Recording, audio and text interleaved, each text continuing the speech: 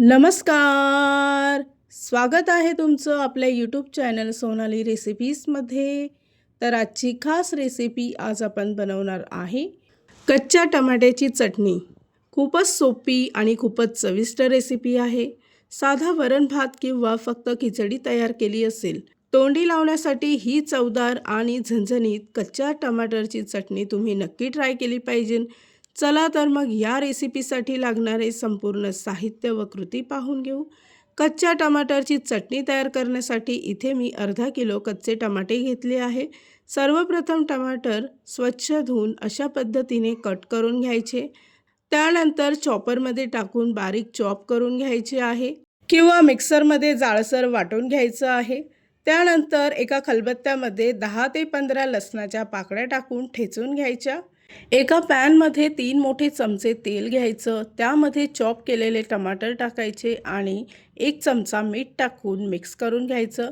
मध्यम आचेवर 5 मिनिटासाठी टमाटर चांगले शिजवून घ्यायचे आहे.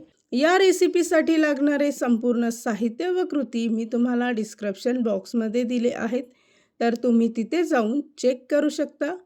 5 मिनिटानंतर शिजवलेले टमाटे थोडेसे बाजूला करून घ्यायचे.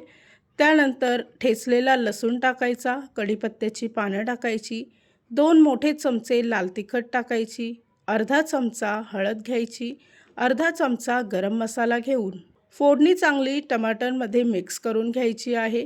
पुन्हा झाकण ठेवून 2 मिनिटासाठी चटणी शिजवून घ्यायची. 2 मिनिटानंतर झाकण काढून तुम्ही इथे पाहू शकता की चटणीला चांगलं तेल सुटलं आहे, म्हणजे इथे चटणी तयार झाली. त्यानंतर पुन्हा अर्धा चमचा मीठ आणि बारीक चिरलेली कोथिंबीर टाकून मिक्स करून घ्यायचं आहे. या चटणीमध्ये तुम्ही शेंगदाण्याचा कूटसुद्धा टाकू शकता किंवा लाल तिखटऐवजी तुम्ही हिरव्या मिरच्यांमध्ये सुद्धा ही चटणी तयार करू शकता. खूपच टेस्टी लागते.